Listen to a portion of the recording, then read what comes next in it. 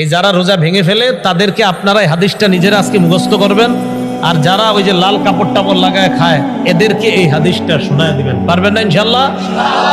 বাংলাটা মুখস্থ রাখতে পারবেন তো? বাস শেষের অংশটা মুখস্থ রাখলেই চলবে, শুধু শেষের জায়গাটা মুখস্থ রাখলেই চলবে। আমি বলছি মন দিয়ে শুনুন। রাসূলুল্লাহ সাল্লাল্লাহু আলাইহি সাল্লাম বলেন, আমি ঘুমিয়েছিলাম, স্বপ্নে দুই ব্যক্তি আমার কাছে এসেছে, আমার দুই বাহু ধরে আমাকে টেনে নিয়ে গেছে, দুর্গম একটা পাহাড়ের কাছে আনছে। ওই পাহাড়ের কাছে যাওয়ার পর আমি পাহাড়ের সামনে দাঁড়িয়ে রইলাম। আমাকে ওই দুইজন বললেন, আপনি পাহাড়ে ওঠেন। আমি বললাম, আমি উঠতে পারবো না। তারা দুইজন আমাকে বললেন, আমরা এই পাহাড়ে যেন আপনি উঠতে পারেন, এই ওঠাটা আমরা আপনার জন্য সহজ করে দিব, আমরা সাপোর্ট দিব, আপনি ওঠেন। রাসূলুল্লাহ সাল্লাল্লাহু আলাইহি সাল্লাম বলেন, ফাসাইদতু, আমি পাহাড়ে উঠলাম।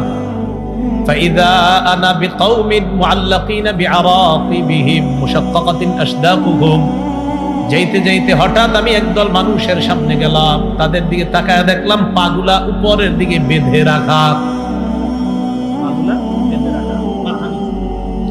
আর কি দেখেন? পা উপরে মাথা নিচে।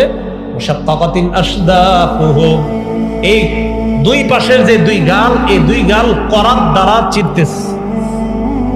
উপরে পাগুলা, নিচে ঝুলন্ত, তো এইভাবে আপনার গাল ছিড়তেছে। তাসিলু আশদাকুহুম দামা, এই পুরা গাল, এই চোয়াল সহ রক্ত পড়তেছে। এই কল্পনায় আনেন, দৃশ্যটা কল্পনায় আনেন, পা উপরে মাথা নিচে, দুই পাশের গাল থেকে রক্ত পড়তেছে। ব্যাপারটা কত ভয়ঙ্কর! রাসূল বলেন, আমি বললাম, এগুলা কারা? কার সামনে আমি আসলাম? মান হাউলা?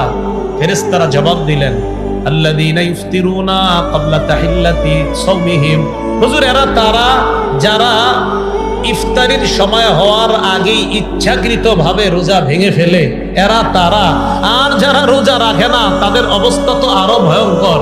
রাসূল বলেন, একদল হুজুর ইচ্ছাকৃতভাবে রোজার সাথে তামাশা করে, ইচ্ছা করে রাখে, মন চায় আমি রাখবো, মন চায় রাখবো না, ইচ্ছা করে যারা ভেঙে ফেলে, এদের এই অবস্থা, এটা চলতেই থাকবে। পাগুলা উপরের দিকে দেওয়া, মাথা নিচের দিকে দেওয়া, দুই পাশের গাল বেয়ে বেয়ে রক্ত পড়তেছে। এরা কারা? যারা ইচ্ছাকৃতভাবে রোজা ভেঙে ফেলে।